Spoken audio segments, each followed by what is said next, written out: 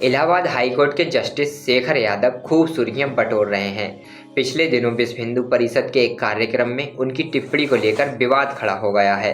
अब कई विपक्षी सांसद महाभियोग का नोटिस भेजने की तैयारी कर रहे हैं। लेकिन भारत में किसी जज को कैसे हटाया जा सकता है और क्या अब तक किसी जज को पद से हटाया गया है, आइए जानते हैं इस वीडियो में। संविधान में जजों को हटाने की प्रक्रिया बताई गई है। संविधान के अनुच्छेद 104, 5, 217 और 218 में इन प्रक्रियाओं का जिक्र है। इसके तहत सबसे पहले जजों को हटाने के लिए नोटिस देना पड़ता है। सुप्रीम कोर्ट या हाई कोर्ट के जज को हटाने की प्रक्रिया की शुरुआत संसद के किसी भी सदन, लोकसभा या राज्यसभा दोनों से हो सकती है। इसके लिए सांसदों के हस्ताक्षर वाला नोटिस देना पड़ता है।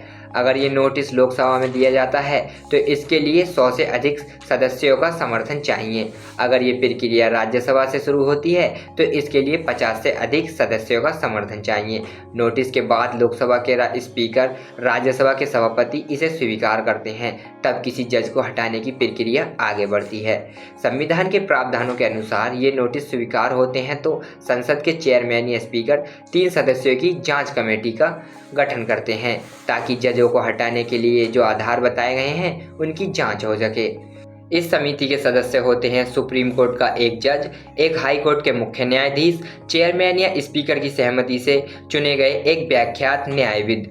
अगर ये नोटिस संसद के दोनों सदनों में स्वीकार किया जाता है तो जांच समिति का गठन लोकसभा के स्पीकर और राज्यसभा के सभापति मिलकर करते हैं। हालांकि ऐसी स्थिति में जिस सदन में बाद में नोटिस गया है उसे रद्द माना जाता है। जांच समिति अपनी पड़ताल की औपचारिक रिपोर्ट बनाती है। इस रिपोर्ट को संबंधित सदन के अध्यक्ष को दिया जाता है। सदन के स्पीकर इस रिपोर्ट को सांसदों के सामने रखते हैं।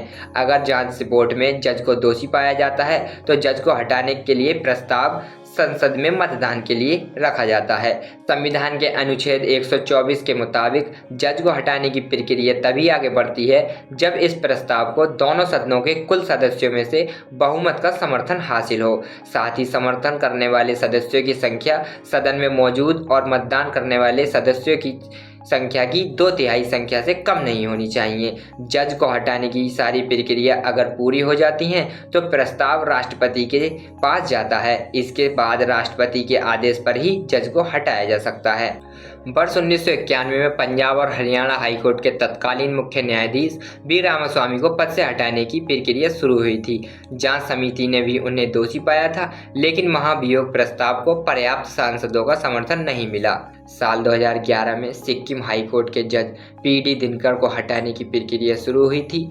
मामला जांच समिति तक गया, लेकिन इस प्रक्रिया को उस समय रोकना पड़ा क्योंकि जस्टिस दिनकर ने जांच समिति की निष्पक्षता पर सवाल उठाते हुए अपना इस्तीफा दे दिया। साल 2011 में कलकत्ता हाईकोर्ट के जस्टिस सौमित्री सेन के खिलाफ भी महाभियोग की प्रक्रिया शुरू हुई। जांच समिति ने उन्हें दोषी पाया। महाभियोग प्रस्ताव को राज्यसभा में काफी समर्थन मिला, लेकिन लोकसभा मतदान से पहले ही जस्टिस सौमित्री सेन ने इस्तीफा दे दिया। साल 2015 में गुजरात हाईकोर्ट के जस्टिस पारदीवाला को हटाने का भी प्रस्ताव आया। मामला था आरक्षण के खिलाफ उनके फैसले में जातिगत टिप्पणी, लेकिन ये प्रस्ताव उस समय बेमानी हो गया जब जस्टिस पारदीवाला ने अपने विवादित फैसले की टिप्पणी को सही कर दिया, यानी हटा दिया। 2015 में ही मध्य प्रदेश हाईकोर्ट के जस्टिस एस.के. गंगेले को हटाने की प्रक्रिया शुरू हुई थी, लेकिन राज्यसभा की जांच समिति ने उन्हें क्लीन चिट दे दी। आंध्र प्रदेश और तेलंगाना हाईकोर्ट के जस्टिस सी.वी. नागार्जुन रेड्डी के खिलाफ भी 2016 और 17 में महाभियोग की प्रक्रिया शुरू हुई थी, लेकिन जांच समिति के गठन से पहले ही इसे दोनों बार समर्थन नहीं मिला। तो दोस्तों, कैसी लगी वीडियो? अगर अच्छी लगी हो तो हमारी चैनल को सब्सक्राइब कर सकते हैं और ये जानकारी को अपने दोस्तों में शेयर कर सकते हैं। धन्यवाद।